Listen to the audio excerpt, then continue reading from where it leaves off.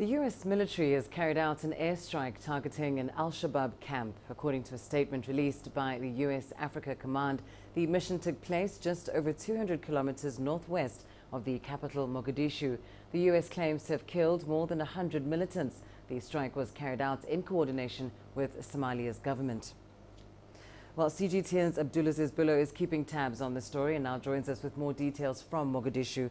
Abdulaziz, of course, the U.S. claiming now to have killed at least 100 militants in this attack. Do we have any clarity on who exactly or what kind of facility was the intended target? Well, Lindy, both the U.S. Africa Command and the Somali federal government here have said that the attack took place yesterday, Tuesday, the 21st of November, in a rural area known as Bur El Ade. Bur El Ade now is in the Dinsor area of the Bai region in southwest of the capital, Mogadishu, approximately more than 200 kilometers here from Mogadishu. Now, the information that we've received is that the attack targeted an army camp belonging to the militant group al-Shabaab, and the attack was carried out by U.S. drones. Now, it's not the first time that the U.S. has carried out such an airstrike.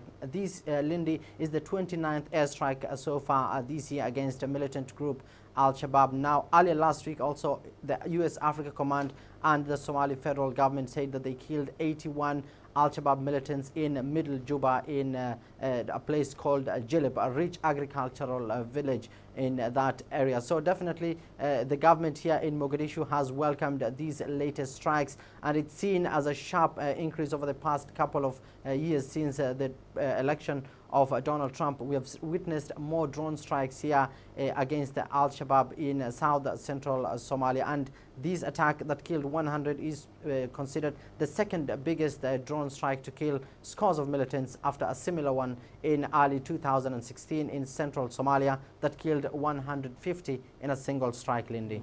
And as you say, this recent drone strike leaving a rather large casualty figure, as you say, 100 people killed. Is this giving us a clearer picture of what it takes to defeat al-Shabaab, in particular about their own numbers? I mean, do we have any figures on the number of militants still operating in Somalia?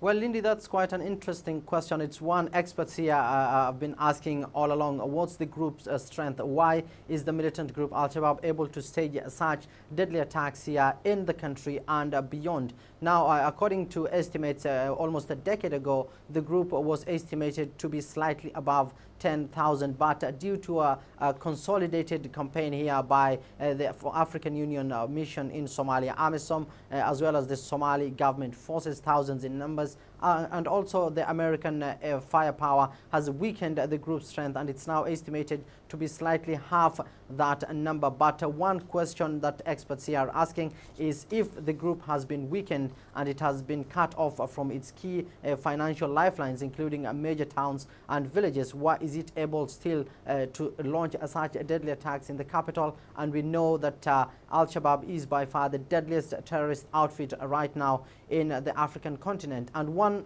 thing that the government here is saying is the reason as to why the al-Shabaab hasn't been able to be defeated over the past couple of years, owing to the fact of its ever-changing tactics. Now, in major towns, it uses gunmen to assassinate top government officials, and in areas where it cannot be able to target these officials, it's using suicide bombers, using vehicles, and most recently using truck bombs to launch devastating attacks in major capitals to send a message that it remains a powerful group. Now, on the other hand, one thing that experts are saying has given the militant group al-Shabaab enough propaganda and enough strength to rally more fighters into their cause is the fact that it has been able to attack 3 African Union bases, killing scores of African Union soldiers as well as Somali government military here. That is one of the reasons as to why experts are saying that the militant group has used such videos, propaganda created to attract more fighters, especially from neighboring countries such as Kenya. And this will definitely be a big blow for the Somali federal government, and it comes at a time when African Union forces are due to exit the country, Lindy, by 2018. Right. Well, thank you so much for that update. Abdulaziz Billo, live for us in Mogadishu.